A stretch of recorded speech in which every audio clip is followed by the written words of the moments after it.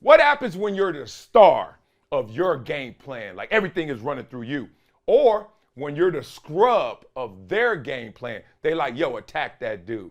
Let him shoot. Well, Anthony Davis brought it up. Let's talk through it. He said, quote, our game plan was for Russell Westbrook to shoot the ball. And he made them.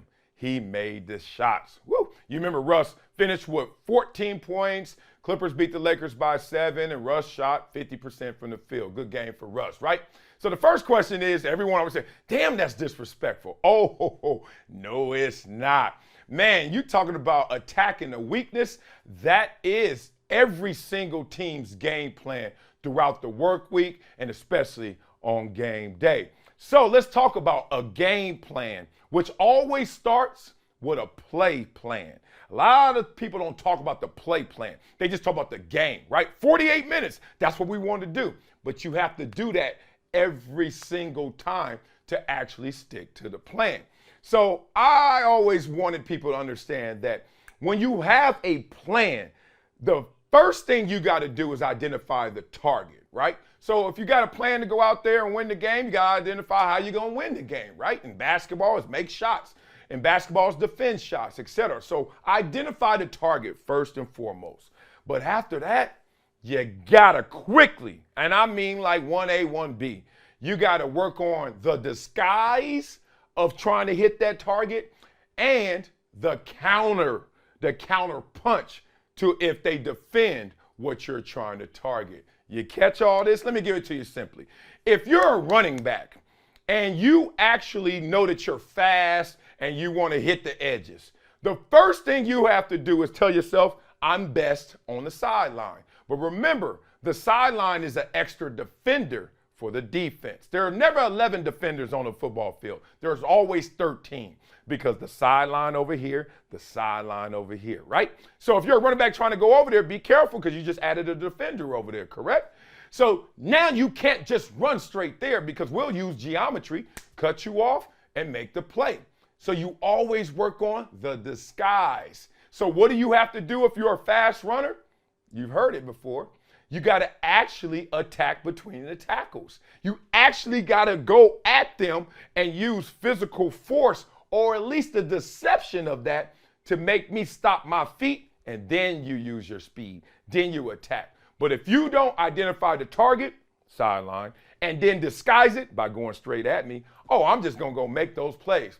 Happens in basketball as well, right? You talk about Anthony Davis. He's like, look, our target is Russell Westbrook. He's the scrub on their team. Hate to say it, but that's how they were thinking. They're like, let that dude shoot. And guess what? They didn't have the counter to letting them shoot because every time you shoot in basketball, if you think he's a scrub, what's your thought? He gonna miss the next one, right? So Russell goes out there 1 for 1. Let him shoot, dog. He gonna miss the next one. 2 for 2. Let him shoot. 3 for 3. Let him shoot. I'm getting a little nervous. 3 for 4. Oh, there we go. Game plan kicking in, right? You got to be able to adapt. You got to be able to know what the disguise is and also what the counter is. What was the counter to Russell Westbrook? Nothing. Just let him shoot. And let's just live or die by his shooting efforts. Well, you died that night. But chances are, if you go on every game you play against the Clippers with that same game plan, you at least have the belief, if you're a Laker, that you will win more of those games than not. It's just funny, the chess match, because this is what people don't understand about sports.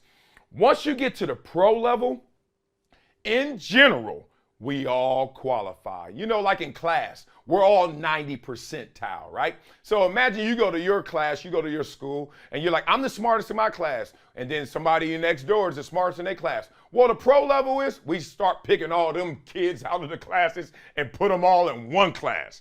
Now, what you gonna do? We all qualified. We were all 90 percentile by ourselves on our islands. Now we're together. So what gets you above the fray, above the rest, is not going to be physical talent anymore. It's not going to be bigger, faster, stronger, because we all qualify.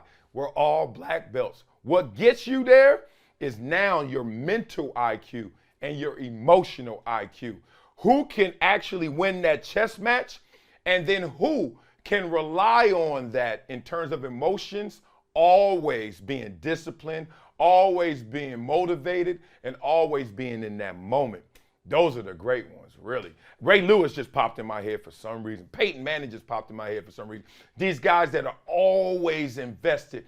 And let's just be real. They just were steady Eddie, always a part of that game plan. The stars of their game plan who used to look at the opposing team and always identify and attempt to manipulate the scrub of their game plan. So just wanted to take you guys a little behind the curtain. We'll do that time and time again. Whenever you guys have a topic out there, fan mail, etc., we're going to discuss it because that's what we're here for.